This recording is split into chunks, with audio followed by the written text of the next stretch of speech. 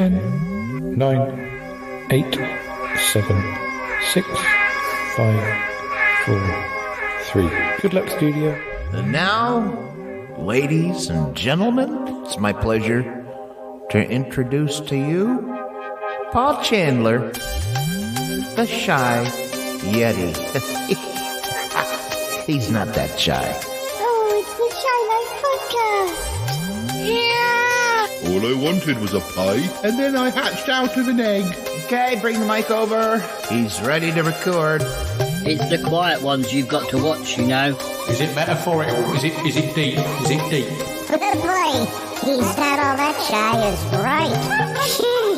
Blimey, Governor, it's the Shy Life Podcast. 503, 503.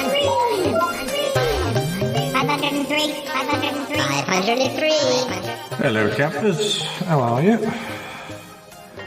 Hello and welcome to yet another episode of the Shy Life Podcast with me, Paul the Shy Yeti. How are you doing? Oh, I'm all right. I'm just getting ready to go to bed, actually. Well, not quite. Well, yeah, kind of. This is because this episode is all about sleepovers. I don't know if, when you were younger, when you used to go round your friends' houses, whether you used to have sleepovers. Thing I always remember. And I'm sure Nick and I have spoken sort of fleetingly about it. But, used to have chats, as you're sort of drifting off to bed. You often sort of confided in people or told them things or asked them questions or discussed subjects you wouldn't do when the lights were on. When you were either slightly drunk or very drunk and also half asleep, and one of you would drop off mid-conversation.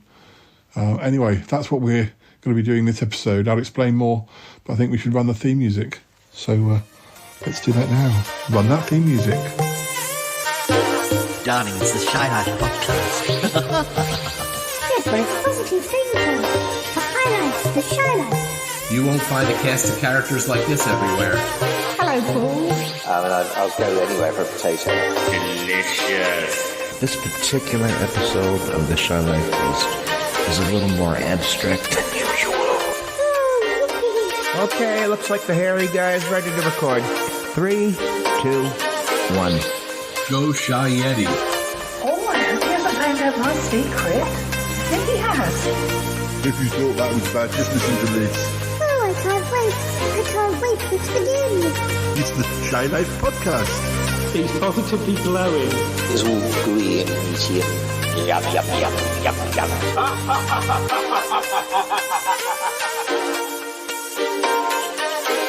So yeah, sleepovers. This has been an episode that we've been putting together for a little while, actually, since I sort of was thinking back to those days. Doesn't happen much these days.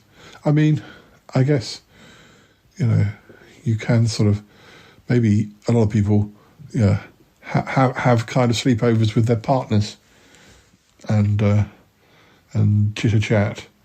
But one way or another, because I've been a snorer for a long time, and because, although I now have a CPAP, you can't really have a sleepover chat with a CPAP mask on. Although what I have done for the recordings of this episode is I made sure I was the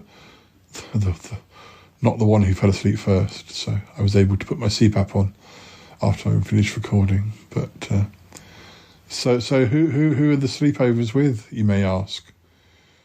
Well,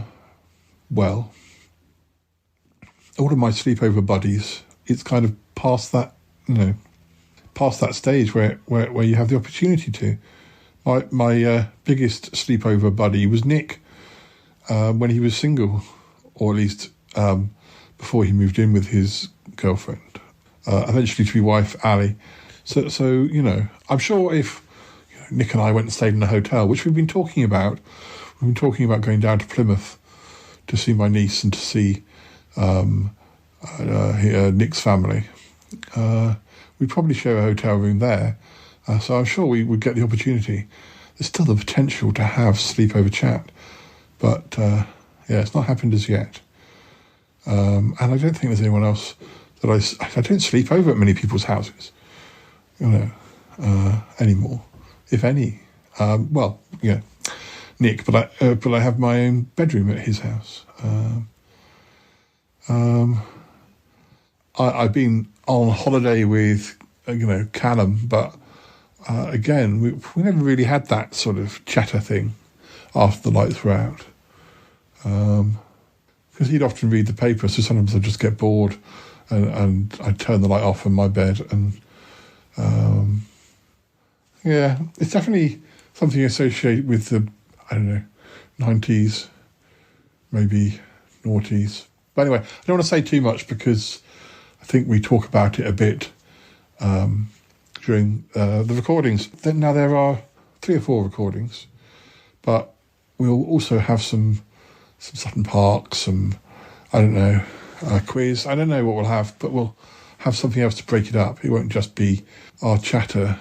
Now, I'm pretty sure that the recordings will come out fine, but they might be a little bit more subdued than normal because, I wanted to get that sort of vibe that we had when you're sort of in bed, just sort of chatting to somebody in the next bed from you, and you're just sort of sharing natter.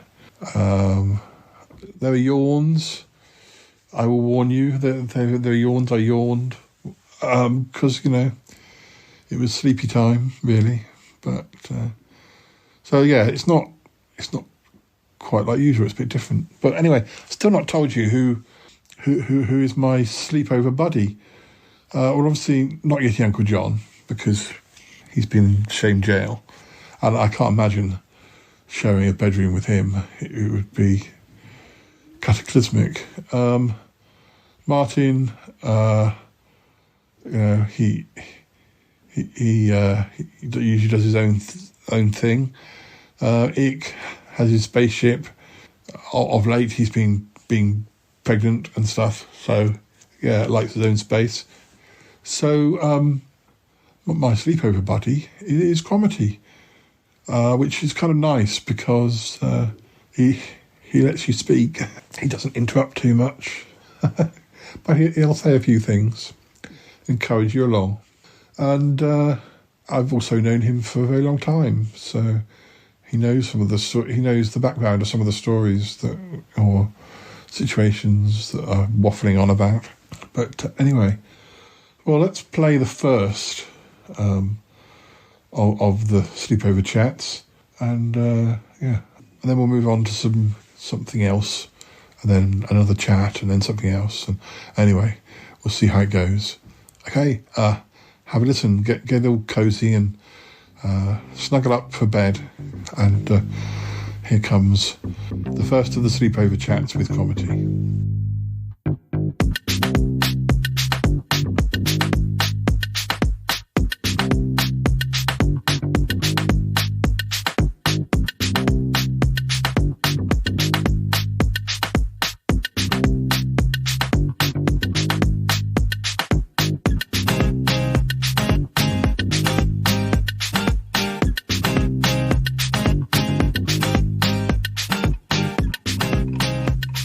I haven't had a sleepover like this for a very long time, Cromitty. It's nice. Oh yes, Paul, it is nice. Yes. I'm very sleepy though. I don't know how long I will stay awake to chat. That's okay. Used to have a lot of sleepovers back in the day. Various different friends' houses. Nick, particularly, used to have this little chair that would fold out into a sort of ramshackle bed thing. Oh, I think I remember that, Paul. I forget you were there for a lot of it.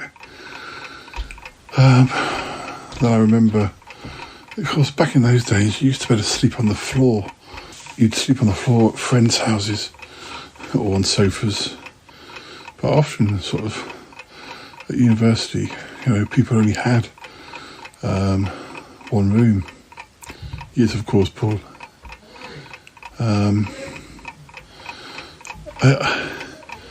I must have slept in the same room as Harry many times, but I don't remember us having long late night chats. Definitely did with Nick. I remember sleeping on the floor at my friend Robin's rooms at Oxford University.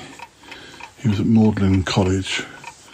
But again, I don't remember if he was much of a chatterer.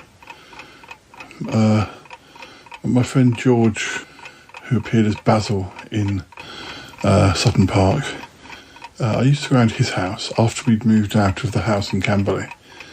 But again, you probably remember things like this. Oh, yes, Paul. I remember you moved out of Camberley. Yeah, and George moved to Aldershot.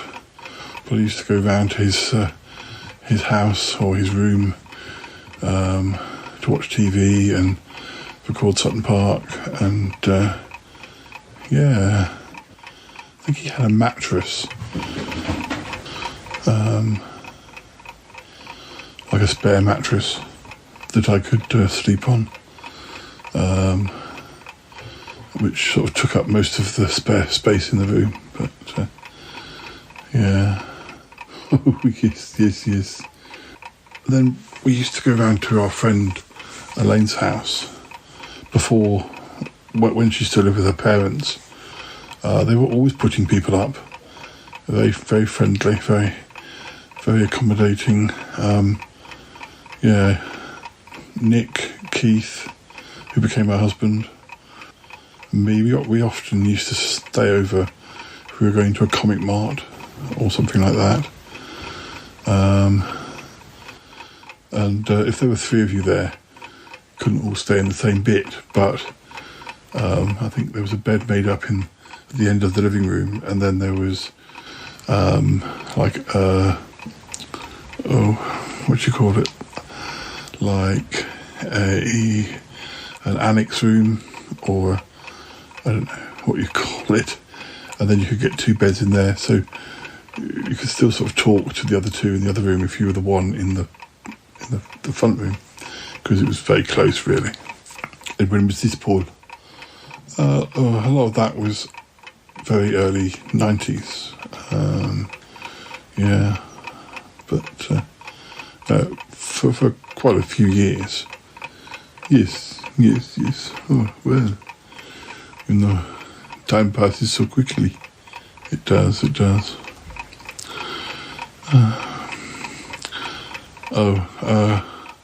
Random question of the night. If you were in a sad mood, what sort of music would you listen to? Oh, well, that's an interesting one, Paul. What music would I listen to? Well, I don't think I would listen to anything that was famous. There was a little brass band that I remember used to play. It was in Sutton Park, but I remember, I don't suppose that there was actually a recorded record of it, but I heard them playing so much that I just have to think about it and I remember. Oh, wow. Well, I guess that happens when you know a song very well. Sometimes you remember lyrics and you don't even realise you've remembered the lyrics. I remember being on a school bus once. I don't know where we were going, on a school trip or something. And there was this guy called James who was in my class. He later became a vicar. Well, he's still a vicar to this day. And I remember he started to either sing or speak the lyrics to Kate Bush's Wuthering Heights. Yeah, I don't know if that was even before. I would only have been 12 or 13. This would have been in the early to mid 80s. I don't know if I'd quite started buying her records at that point. I wouldn't have had the money. Oh, Paul. No, all money I had went on ABBA and Beatles records.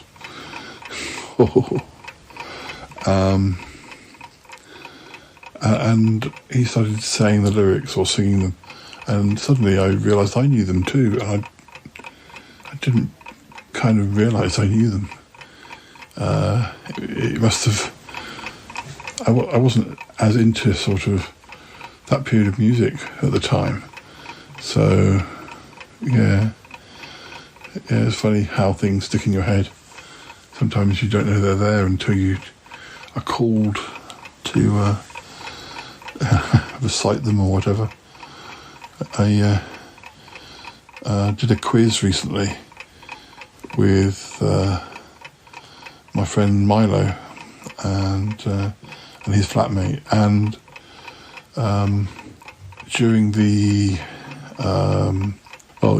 there were rounds, and then there were like chance to go and get a pint or have a smoke, and Milo and went to have a smoke, and in the previous rounds they'd always got back in time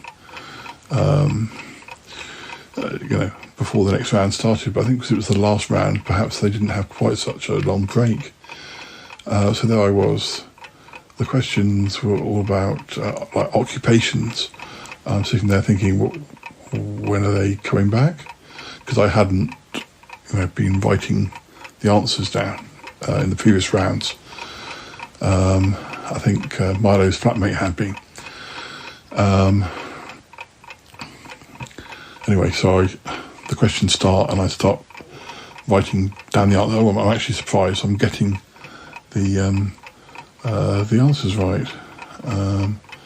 And up comes a question about Doc Holliday and what his profession is. And I'm thinking, oh, everyone's probably thinking doctor. In fact, I think that's what most people were writing down. But I wrote down, and I said to the guys when they came back, it's not doctor, it's dentist. And I knew that because, well, I thought I knew it because of an obscure, rather forgotten Doctor Who story with William Hartnell called The Gunfighters. I was pretty sure, even though it's not one I've seen many times, that Doc Holliday was in that and that he was a dentist. And I don't know where that came from, but I often seem to have been like that when we were doing quizzes. I always was the one who knew something obscure, and I was always surprised that I knew it. So it is weird. Maybe everyone's like that, or maybe it's just me. I can't get a lot of answers right, but sometimes I get that one or two that the others haven't. Cromitty, you still awake? Yes, Paul, I did hear you. Sorry, I was listening and I forgot to speak. So what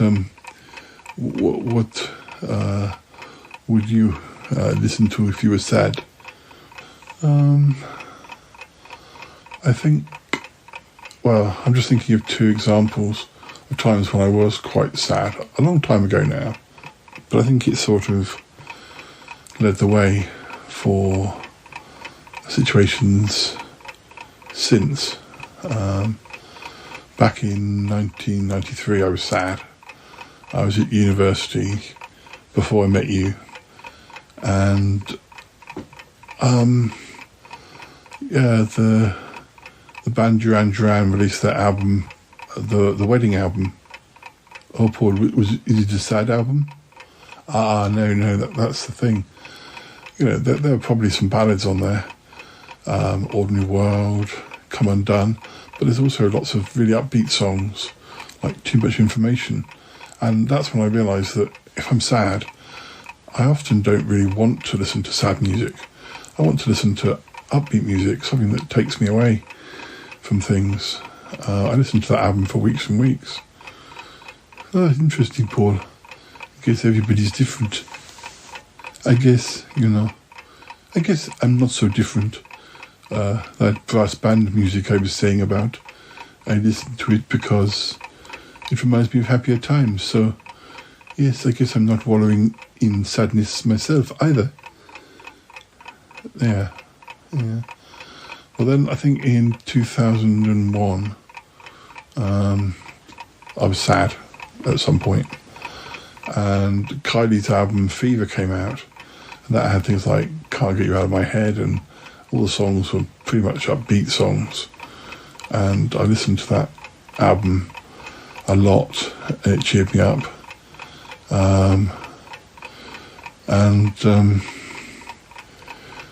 Yeah, I remember when I got into the Smiths in the mid-90s, but a long time after they'd split up, and yet when Morrissey was releasing solo stuff, and when he was still a bit more sort of popular, I wasn't saying quite such dubious things as he often seems to these days. And one of my friends, who was a big Smiths fan, probably from back in the day, said to me, well, why are you listening to the Smiths? You're not unhappy. And I said, well, I don't really find the Smiths or Morrissey unhappy. I find them sort of ironic or funny or right on the nose, sort of, spot on. So it doesn't depress me at all.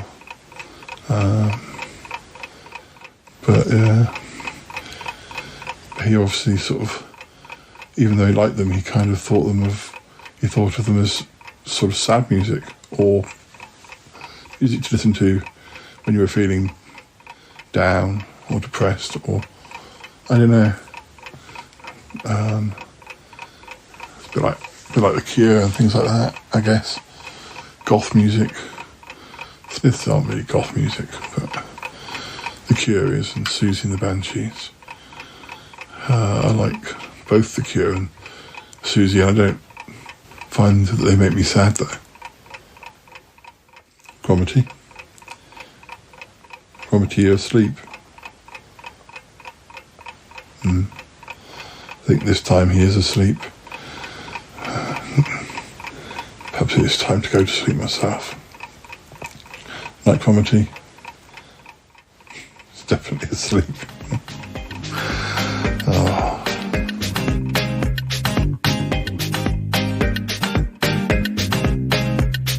Hello listeners, it's me, Cuthbert the Robot. We're having a quick breakdown from the events of our sleepover to share with you some Sutton Park clips from the summer of 1996. They actually follow on from the last clips that we shared with you, but you don't have to worry about remembering anything in particular. Just sit back and relax. Happy listening! Exclamation.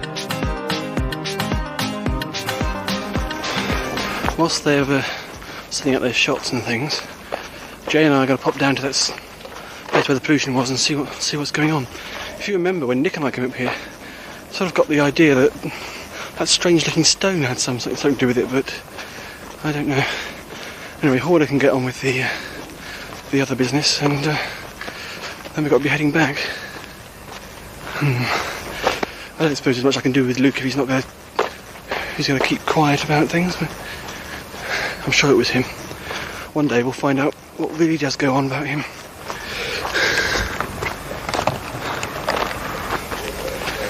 That sewer pipe was just around here. Wish I'd taken a sample of the water. We didn't mean to, but I bet it's all been cleared up now. I've seen a couple of sort of those tape things that sort of cordoning off areas and things. Wouldn't be surprised if the whole lake's dried up anyway. I think it's just up here. Looks like to you, does it, Jay? Jay? Ah, it was here, wasn't it? Well, the water's not dried up, but it's a different colour. It's muddy, it's more like a normal.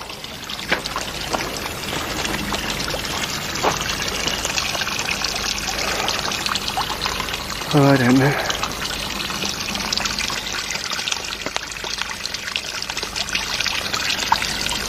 It's all...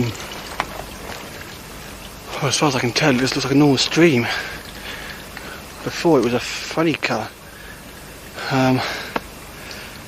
Chances are the pollution's been covered up. Another government cover-up, I wouldn't be surprised. I'd like to come back here again. Maybe I can take some sample. I wonder.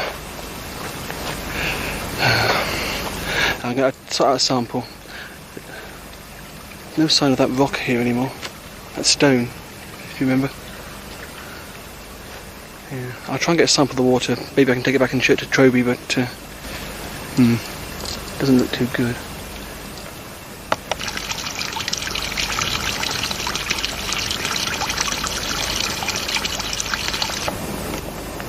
Don't look polluted anymore, it just look like muddy, doesn't it? Oh. Come on, Jay. Oh. Come back. Oh, come on, you're right, Jay. It doesn't look polluted anymore. It doesn't.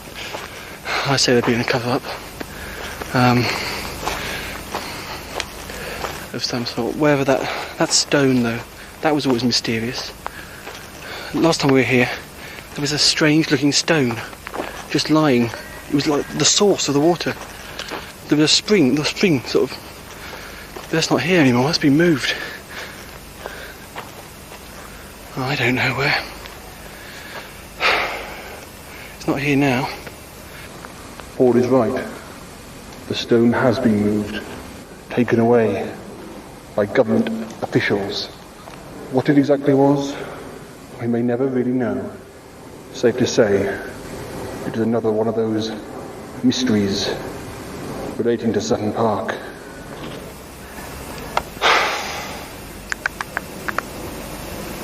Well, I got the water sample.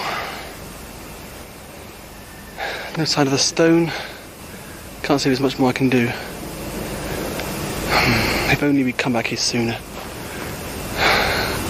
I wonder. I've got video footage of that stone on on video. Maybe with the water, the old video footage. Maybe something can be dug out. Maybe Troby can suggest something. I want to know what that stone is. It wasn't ordinary. I suppose I must get back to the others, but... What to do, eh? With the video footage, the water sample, something's got to come of it. I'll find out about this yet. Cover up or no cover up. Yeah, we'll find it out, don't worry. You'll get it sorted, right? Oh yeah, we'll get it sorted. The water, the stone, we'll find the truth about that. We'll sort the business out about Luke as well. And we'll find the Cromitties. This is a new era of Sutton Park. This is a new beginning. No more letting these unanswered questions go unanswered, if you know what I mean. No more unanswered questions. Yes. We'll find the answer to all our questions. I don't know quite how we're going to go about it, but we'll get it sorted. Yeah, there's a lot of things to be sorted out. And having started this new job, starting this new job, I haven't really got the time, but I'll take this water sample to Mr. Trowbridge next time we're back home, which is a couple of weeks' time. Shall try my best to find out what's going on with Luke. There's 102,000 million different things I've got to do, but we'll get it sorted. Anyway, I won't mention anything to Luke this time. I'll lie low, be quiet about it. The moon beast invasion is probably the most urgent thing I've got to be dealing with. Or the Cromitty business. We'll get back to the filming, I suppose. It's the last scene of the day, then we can get back home. There's a lot to be done. Hopefully Horner's got the footage he wants. I shall see you later.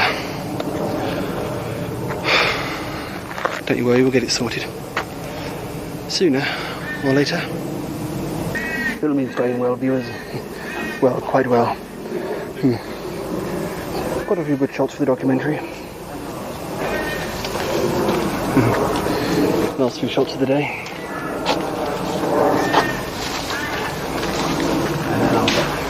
And I get a sort of place in here. Okay, break's over. If you could keep your clothes on in this scene, Nick, please. Horner, who the hell are you? Sorry? We're doing a scene here, start off. What? It's my big moment, go on, piss off. I've been doing the behind... Horner. Yes? I do promise you that next year you will have your own. It's just a red. It's a red glove. It's a red your glove. own film. Your own film. Okay, I know. Film? You will have your own film to do. I promise you. Can you not hold me like that, please? Oh, well, Get me excited. No, it gets me all... Gets you all excited. Say films. Any money in these films? That's typical, isn't it? Yeah. Money and you. What? Money and you. You don't even know who I am. Piss off. Luke. No. I know you're Luke. Luke? You better Luke out. Who do you think you are? Ben Kenobi? What? Yeah, let's get on with this. Portly filmer. Oh, blimey. Set the light to the... It's that I wasn't afraid. Why not? I don't know. But I just wasn't. Do you think it means anything? I'm not qualified to say, but most people have dreams that they can't interpret. I have a feeling that this was more than a dream. I think someone actually was in my room. Why?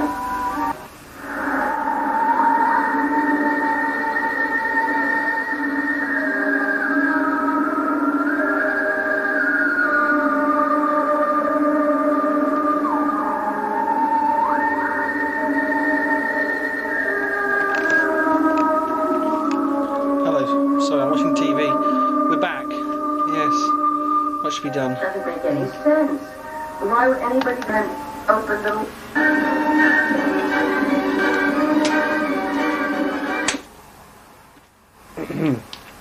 As I say, lots to be done. Heck, a lot to be done now we're back. First of all, I'd like to talk to Horner. I still not got a good answer out of him. I mean, I know that I'm supposed... This test, you know? This test that... Oh, sorry.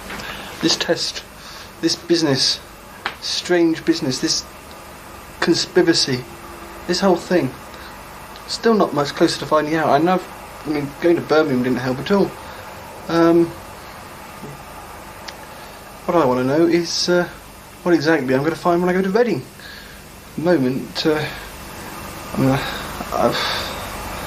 I want to go to Reading, but I'm nearby. But well, Auntie's busy at the moment. She can't fit me in. No. Well, you know, and there's so many other things. I want a good answer out of Horner. I want a clear answer of what's going on. Cleo still thinks that Clive knows what's, he knows stuff, but... Is Horner now? Yeah, I'm going to sit and wait. He's been out all day. I'm going to ask him. He's been dodging the questions long enough.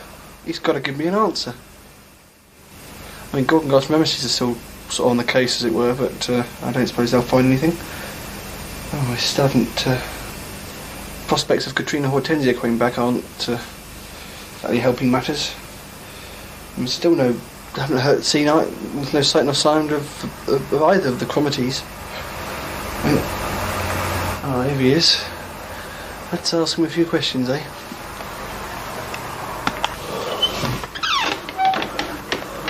Oh, get off. Been a long weekend, Paul. I wouldn't trust that filthy Luke as far as I could throw him.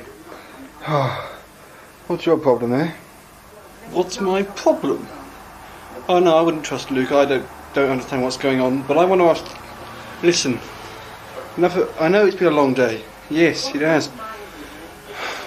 But there's something I've got to talk to you about. Okay? Won't it wait until I've had a shower? No, Horner, it won't.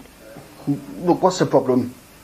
As if you don't know. You've been trying to avoid me, but I've hardly seen you the last few days. Where have you been? Dashing off? You weren't even there to help us with the comedy business. I mean, you know what I want to ask you about. You know what questions I want answered. Listen, Horner. This business, this cover-up, this conspiracy. I want answers, and I want them now. Do you hear?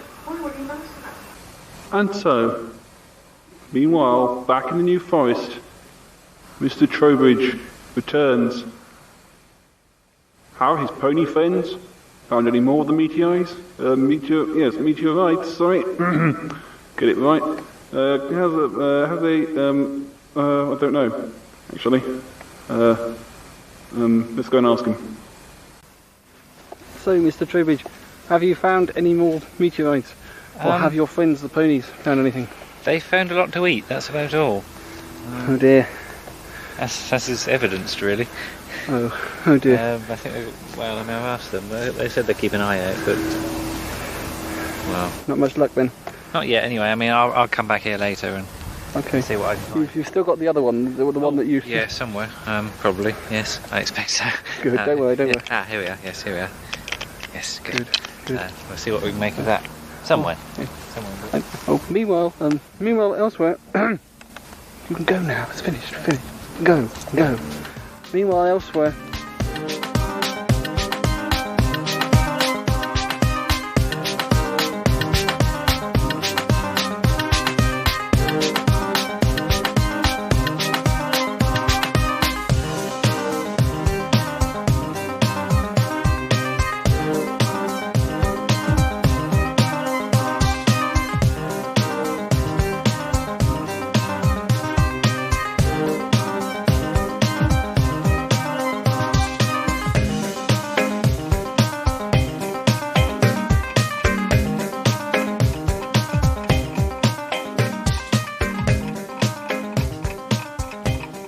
So, Paul, do you like going to university? Did I like going to university?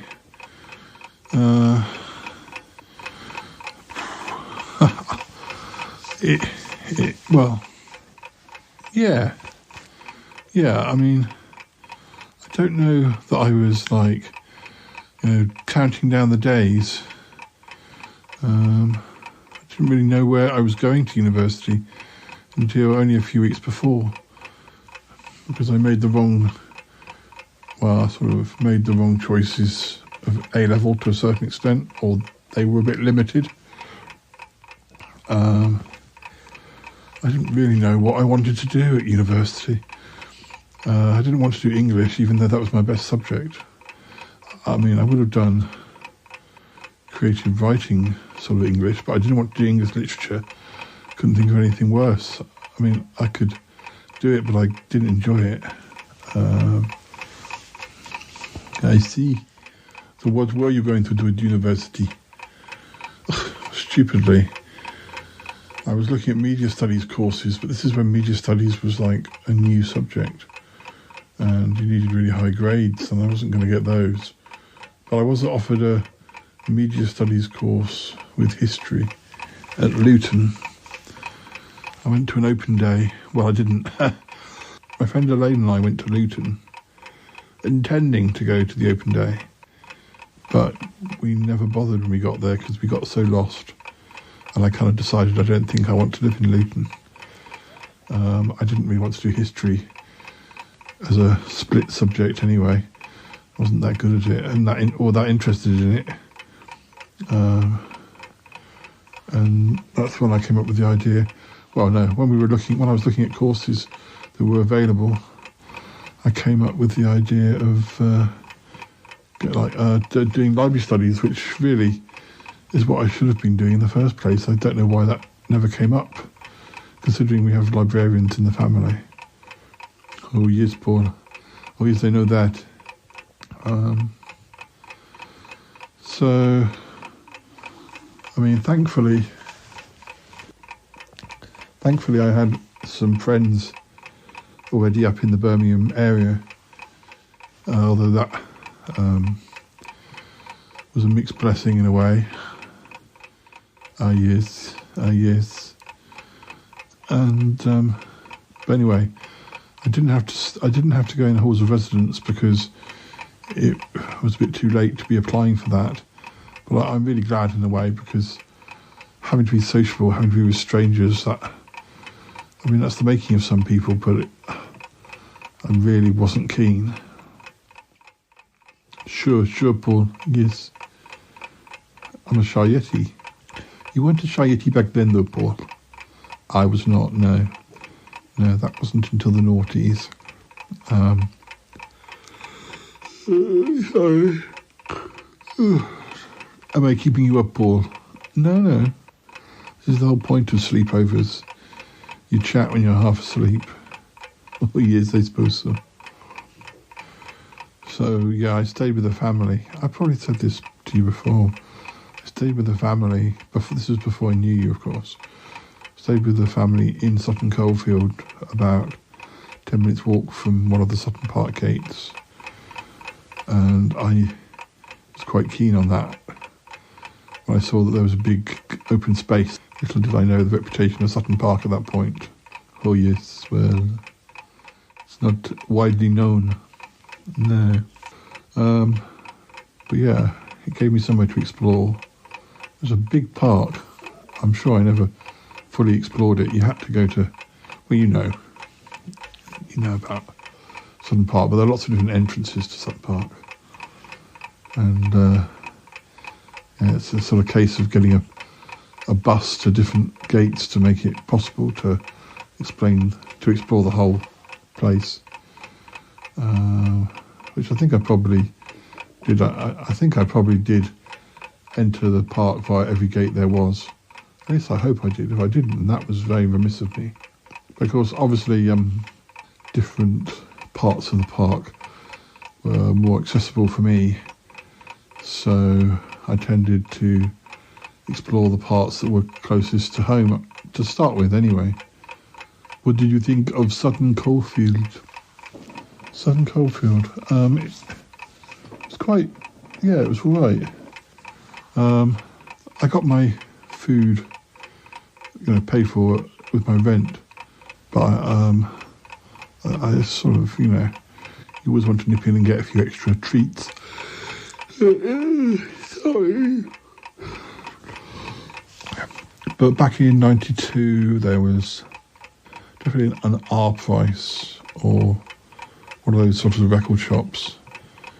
And there was a Boots, back when Boots still sold records and tapes and stuff. There were other shops, but I don't really remember going in many other shops. I don't know if there was a bookshop of any sort.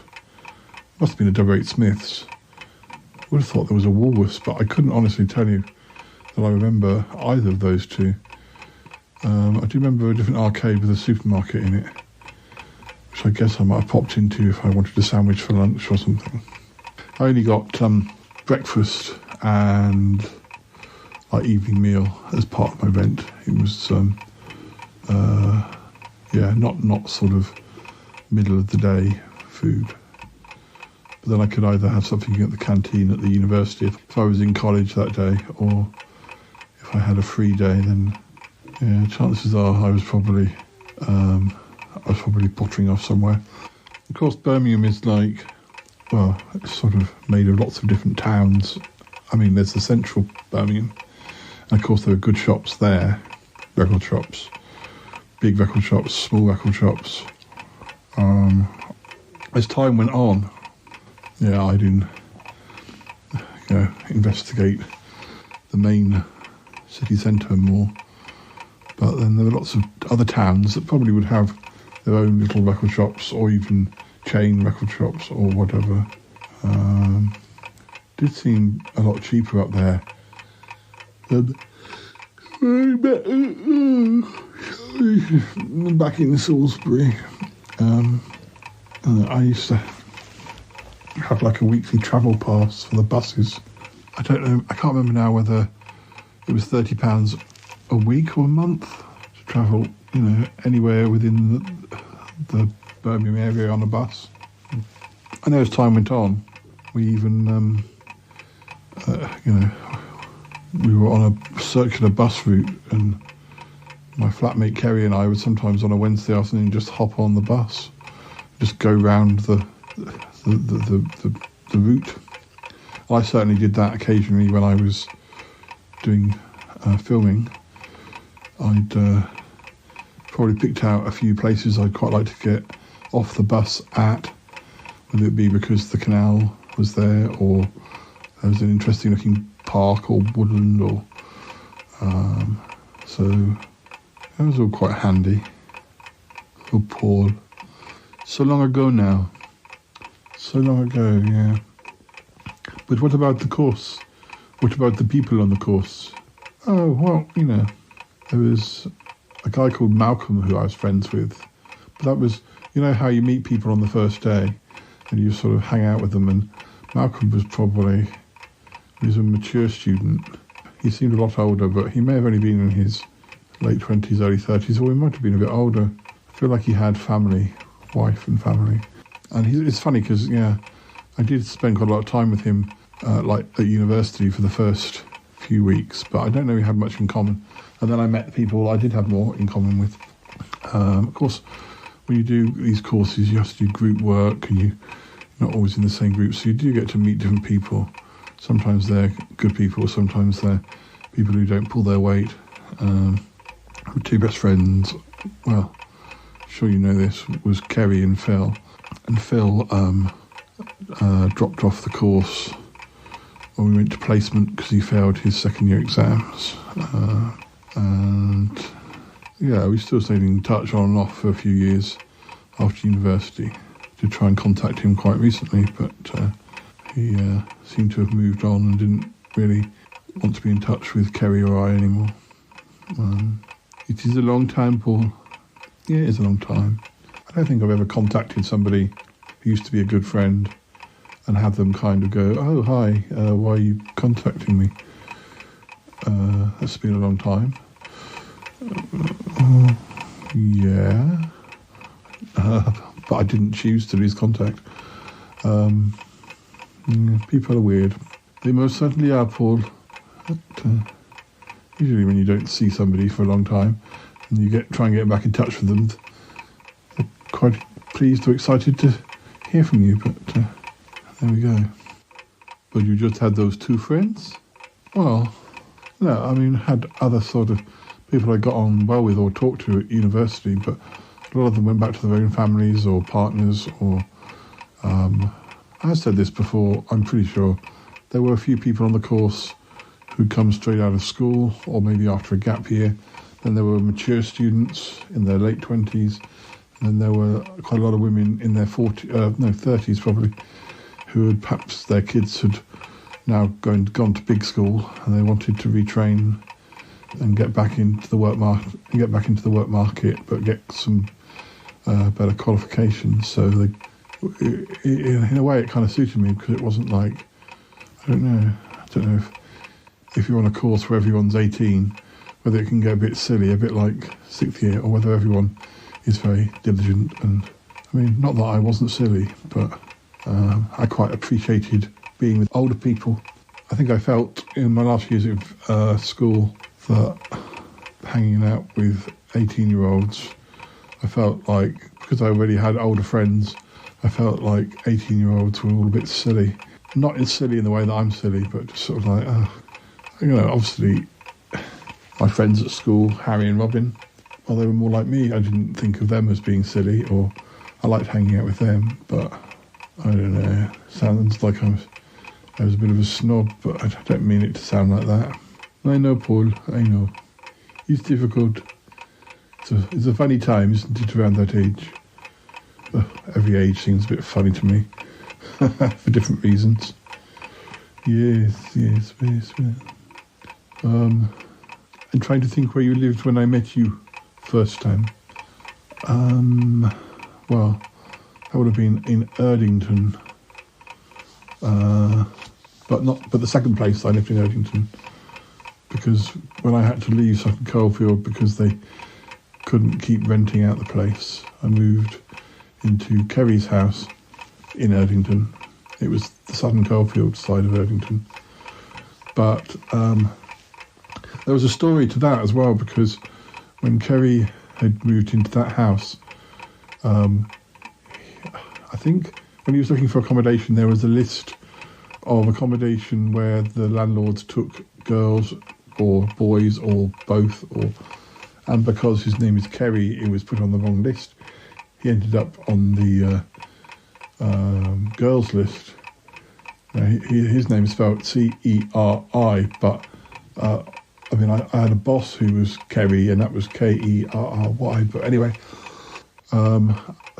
they agreed to have him stay, as he seemed to be sensible. Then there was another girl in the next door room who was also on our course, but she moved out just before I needed to move in, so I had her room. But at the end of that, the end of that term, the guy, the husband who owned the place, sort of said, "We're not taking students next year." And I don't know if that was a way of getting rid of us because they wanted to start again with girls, or whether they simply didn't. They simply weren't taking any more students. So Kerry and I looked around. Can't remember how many houses we went to. Definitely went to one where you sort of came up this staircase and then you were in the room.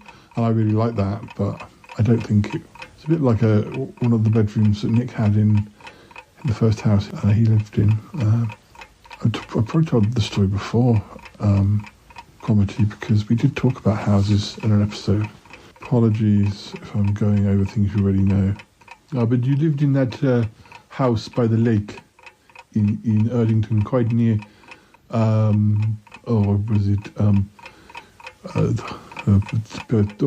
Spaghetti Junction.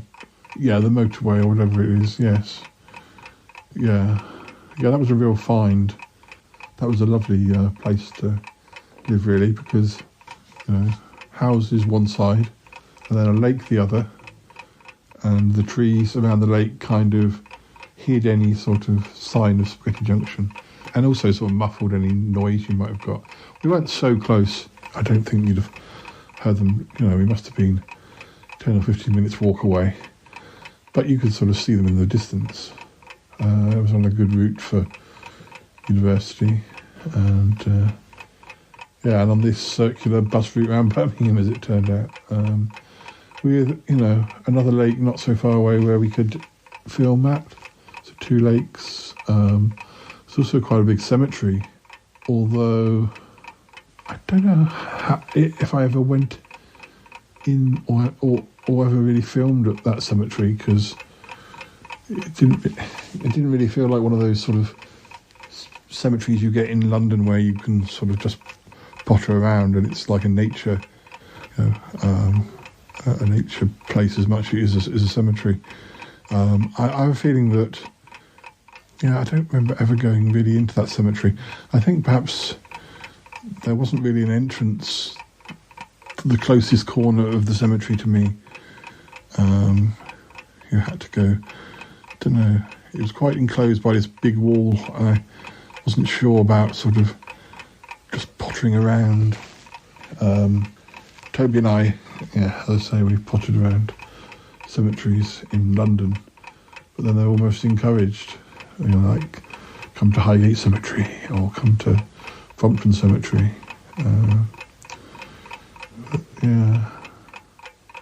It was a nice place to live. Had a nice view out onto the allotments at the back, and Kerry had a nice view down onto the lake. I lived there from 1993 until 1996, on and off. I left in 1994 the Easter, so after like 2 terms I had to leave to go and do my placement. Then I came back at the start of 1995 and stayed until the summer, and then left, and then got a job back in Birmingham and went back from November 95 until Easter 96, and then had to come home, and then started my job in Camberley where I met Callum. Of course you met me, I can't remember if you met me in Birmingham or you must have met me in Birmingham. Maybe when I came back in 1995. You never really told me where you lived. Well, before we met. I can't remember, maybe some of it's on Sutton Park tapes. Comedy.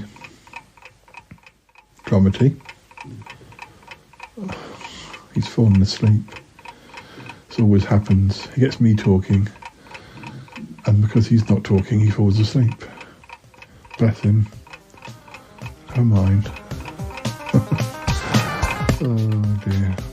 Night-night.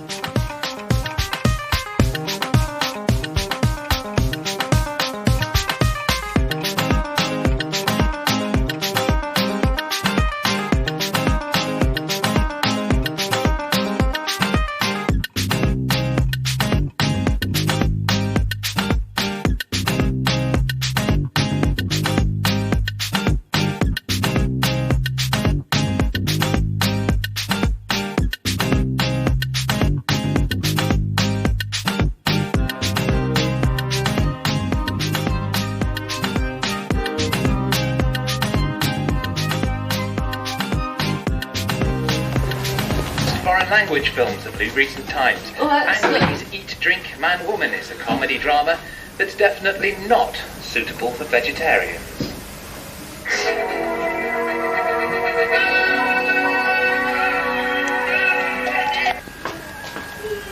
Go and see Michelle. Sorry, viewers. Nick's upstairs. She's reading a story to Jess, and I've told him to go and have a chat with Michelle. I'm just sorting out some tea and stuff. I'll speak to you in a bit, alright? Alright. Go on then.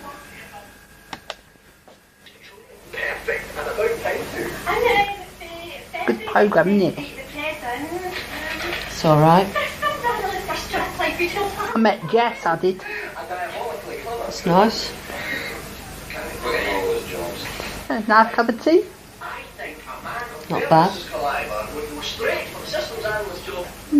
Something up. What? Something up. Of course there's something up. What? What's wrong? What's wrong? Is that Nick? No, it's nothing to do with Nick. It's Is it you. Paul? No, it's nothing to do with him. It's you. What? What have I done? Little Joe, I thought you'd have known by now. What? I didn't mean to do that thing with Tabitha. I'm not talking about that. You had to bring that up again, didn't you? Remind me of it, yeah? Rub salt in the wound. She left us. She got. Where is she? Is she here anymore? She gone? Of course she's gone. I threw her out. Dirty little slut she is. What have I done then? Was it that time I went and nicked that box of chocolate out your cup? Oh, you didn't know about that, did you? No, nothing. What box of chocolate? Nothing. It was Andy. Not Andy, Luke. Luke, he did it. One who looks like Candy. But it was Lisa did it. Do you think I fell out of an apple tree or something? Sorry, what you done? I mean, what's wrong? What's up? What's up, babe? What's up? There's no sugar in this tea, that's what's up. Oh, but I had it all. In my cup of tea, I had 75. Sorry, I didn't know anyone else took sugar. I had 75 lumps. That's disgusting, you'll get worms. Can't drink any more of this. Oh, sorry. Don't shout at me. I've had things in my ear today. I'm not shouting at you. Sorry. If I was shouting at you, you'd know I was shouting at you. Believe me, I am not shouting at you now. Okay. Well, I'm going to bed. No.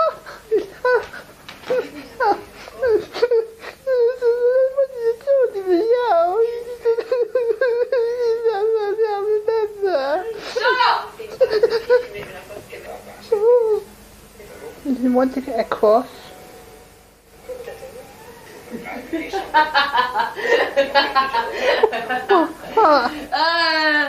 Got you that time, mate, didn't I? Felt for that hook by and sinker, didn't you? You're joking, love. Because I was joking. Oh, thanks, flipping heck. I've had an awful day. I can't remember what happened. But it's not one of those drinking things. What? No, we went out. I ran a bit better. I can't face you because I could hurt my neck otherwise. I had an awful day. I went out and came back, right? And Mr. Trubridge, he says, can you help me with some things? And then I can't remember what happened. And next thing I remember, I've got an hole in my head. Look. Why, you fell over? No, it was a big spike in my head. Like a syringe. What have you been there? Syringe. I can't see anything. Yeah, it's a very small hole, but look, it's syringe. I had a syringe in my head. Well, did you go to the hospital? Well, I stuck my head under the water and the water came through. It went dribble, dribble out the other ear. Well, you should need a tetanus after that, you know. Yeah? What's the tetanus then? Tetanus, it protects you from any germs that might have been on that. Would it look after the worms I got? Supposed syringe. I got some worms, I said.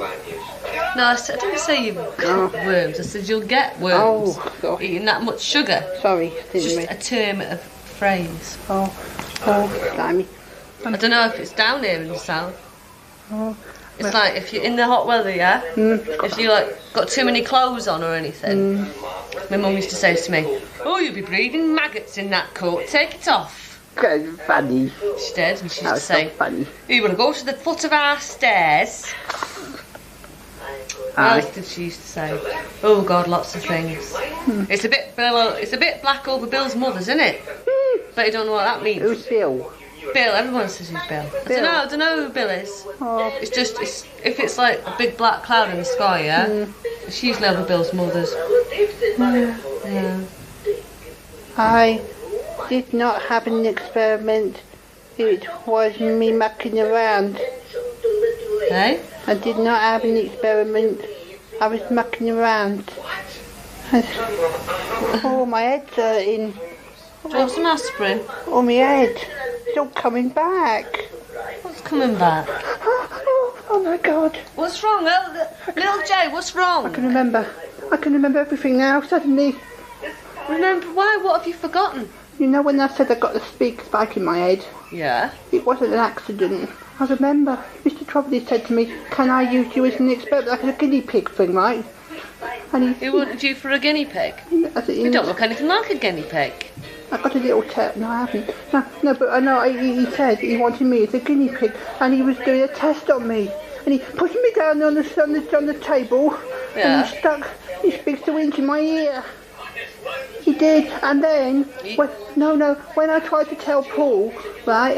When I tried to tell Paul, Mr. Trowbridge said, no, it's not true. He's just making it up. And then whilst Paul wasn't looking, he tried to hypnotise me. That's why I kept saying the thing about. It was true. It's a little bit far-fetched though, little Joe, you got to admit. And I can't see any hole in your head. It seems to have healed up.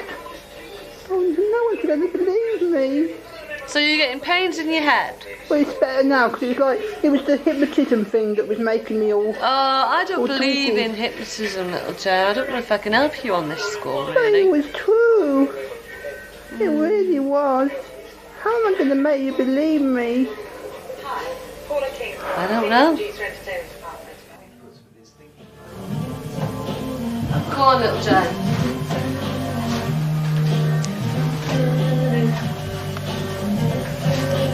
Hey. Bagpuss put his thinking cap on. I just like little mice with Bagpuss to go. You still remember? Ooh, Charlie Bounce. Bagpuss gave a big yawn and settled down to sleep. No, I don't remember that clearly. Fuzzy Apple? Don't you remember Fuzzy Apple? Vaguely. The woodpecker used to be like Magnus Pikey. How have you? I spent those days going to shed stuff and facts. Hey, no, I was only about 5 when Bagpuss came out. You could only have been about 6. You found me on the shed at 6. Yeah, well, I tried it with that. What images come into your head? What? This. Oh, he's no sign of Paul. He's gone upstairs to read just a book. I suddenly remembered about Mr. Trowbridge. He tried to hypnotise me and make me forget, but he was using me as an experiment. But I've told Nick and I've told Michelle and they don't believe me. Oh, never mind, eh? Never like Mr. Trowbridge again though. He's a horrible man.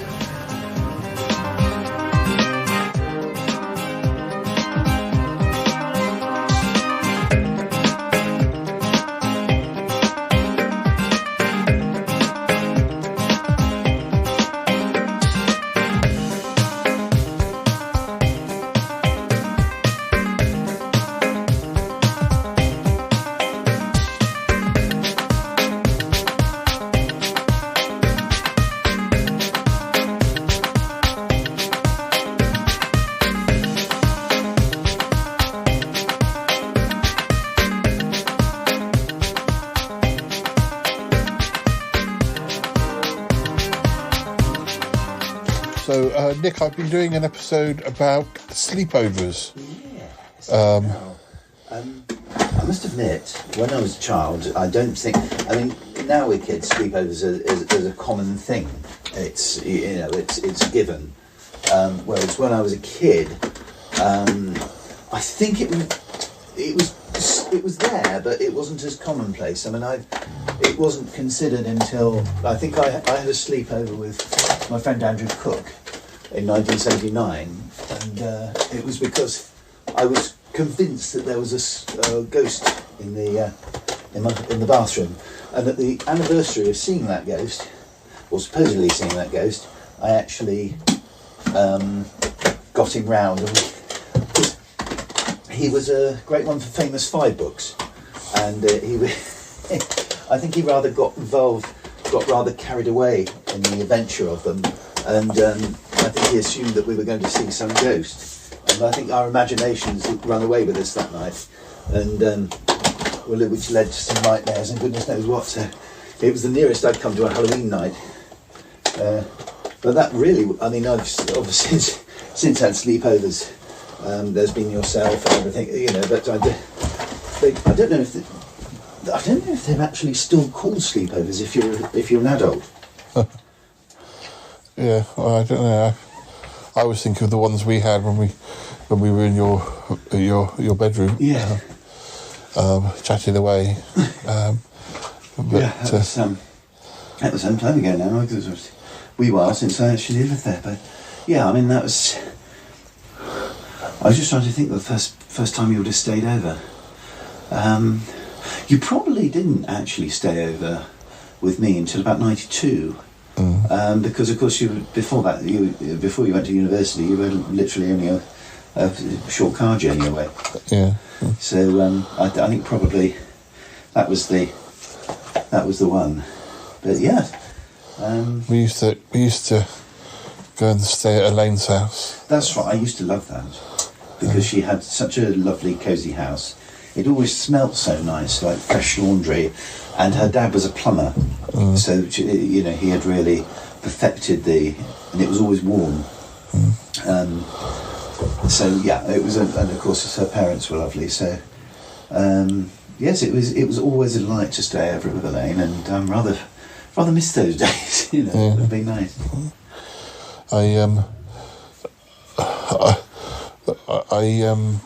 I think I used to sometimes stay at my friend Sarah's house when I was a child. Yeah. But, although, again, we didn't live very far away, so I'm not quite sure if that was more like if my parents were going out for the evening and it was a way of having a cheap babysitter just to go and stay over there.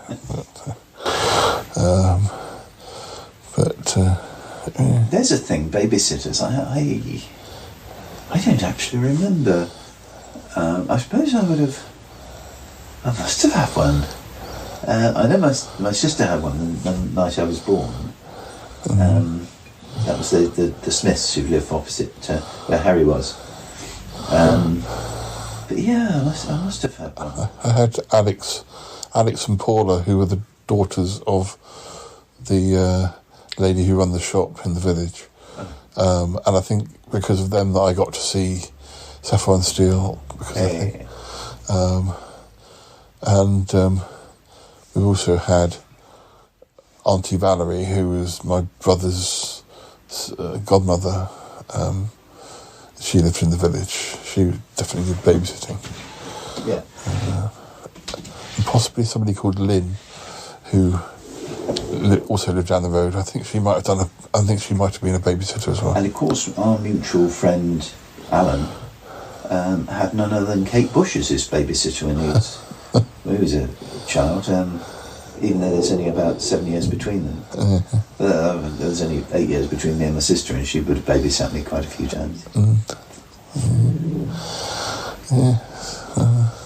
No, it's a nice concept. I wish I'd done more of it, and I wish I'd stayed at somebody else's house as well. So. Yeah, I sort of definitely had people staying here, like possibly Harry and Robin, and probably Kerry and Phil from university, but I was in my bed, so I didn't get to have do the nattering if they did the nattering. You've got to have a natter with those. It's very important to the natter. Makes you like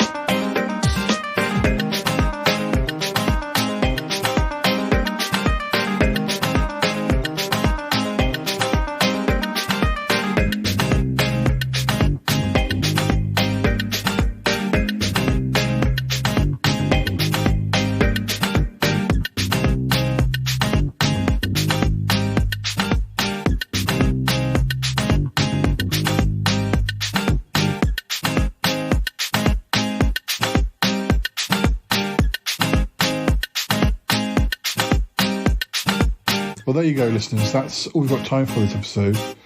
I hope you're not falling asleep during this episode. I hope you're wide awake. Wake up!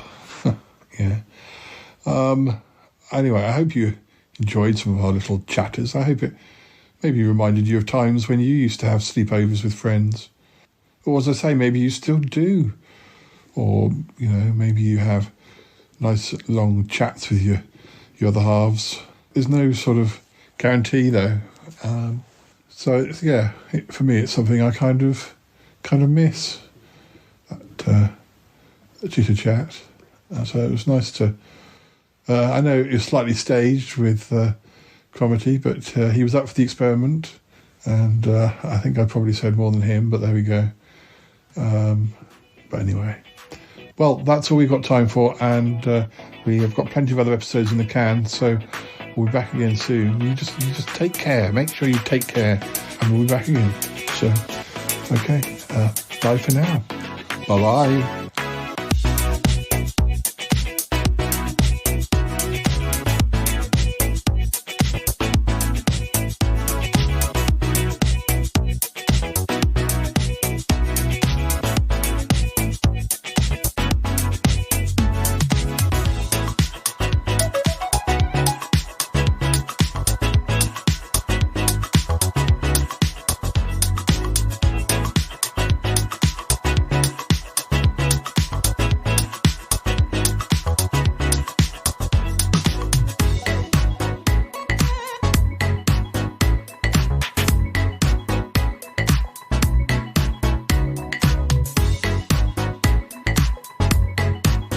Well, Paul, how did it come out?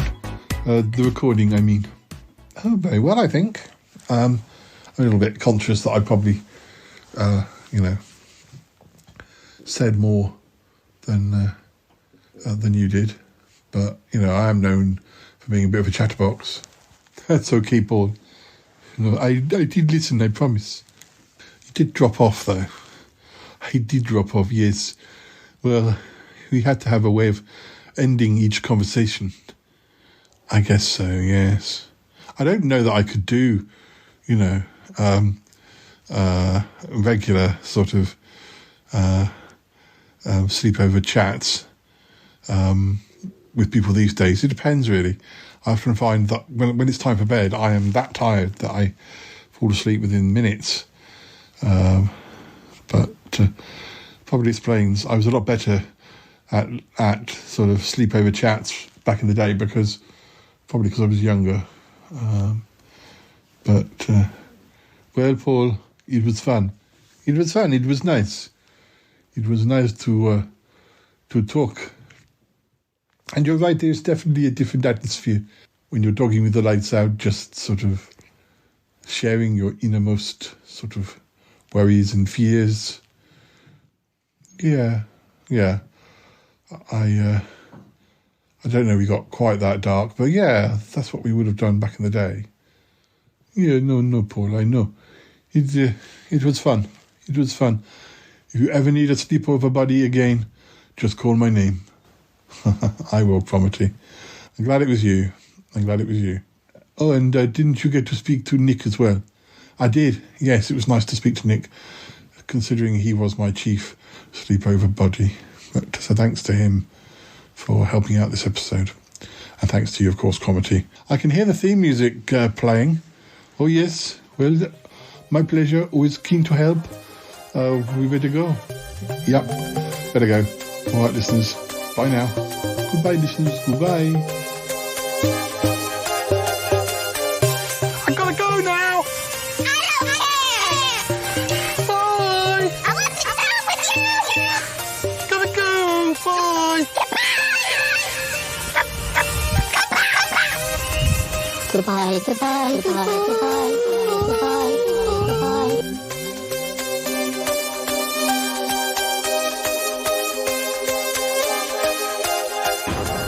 This show is part of the Pride 48 network. Find more shows over at pride48.com. Oh dear, what's going on now? Oh, it's the Shy Life podcast. Let's go. I have a voice. I have a voice. You have a voice. You have a voice. We have a voice. We have a voice. Unique voices in podcasting. UnivazPods.net. Hello again, listeners. Please note, our final scene involves Yeti Uncle John and was recorded when he was still in shame jail in late 2021. That is all you need to know. Goodbye now! !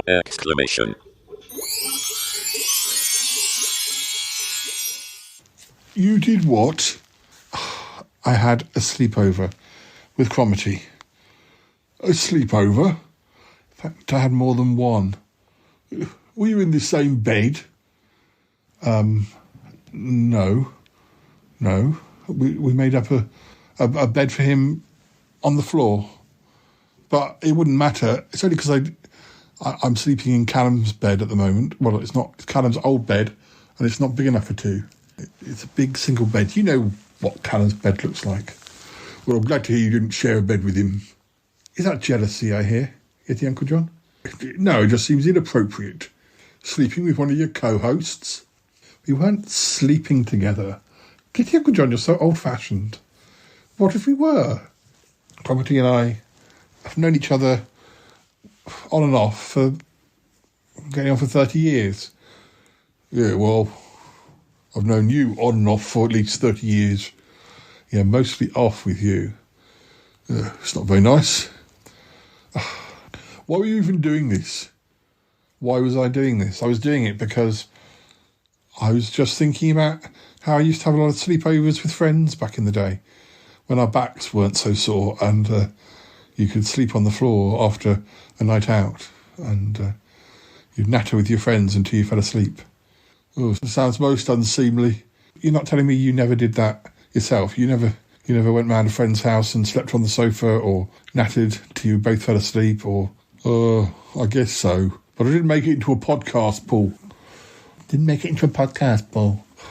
It was just an experiment.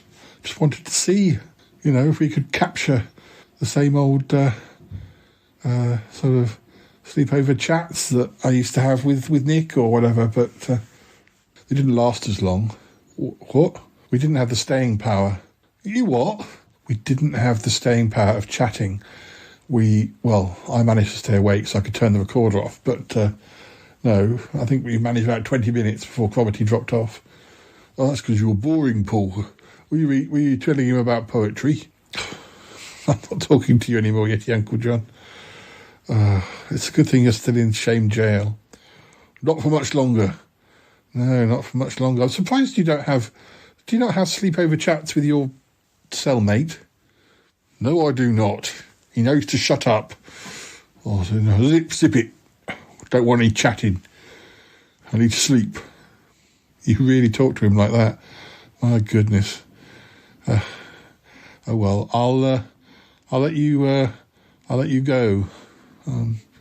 Yes. Yeah. No more sleepovers with Cromitty, please. No more sleep. Cromitty and I will sleep over together as often as we like. We might have a sequel episode up our sleeves. Who knows? Oh, I'm going now, Paul. All right, bye-bye. Yes, goodbye. Dear, oh dear. Cromitty, did you hear that? I did. Listeners, I had the phone on. I had it on speaker. I think he was a bit jealous, don't you, Cromitty? Well, maybe. There's certainly something going on there. There may be hope yet, although why you'd want to have a closer relationship with Yeti Uncle John, I'm really not sure, but that's up to you, Cromitty. Oh dear, I know. Well. Time for bed, I think. Yes, time for bed. Night, listeners. Good night, listeners.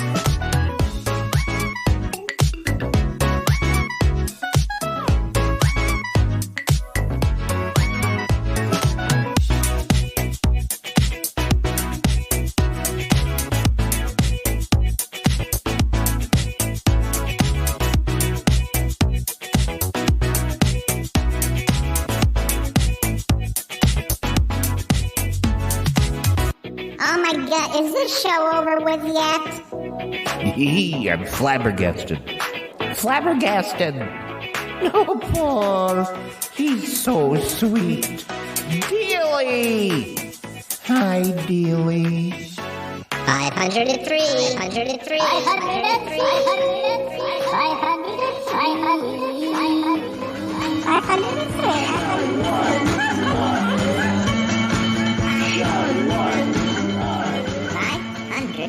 Oh my God, there's nothing I like better is when another new episode of the Shy Life podcast comes out.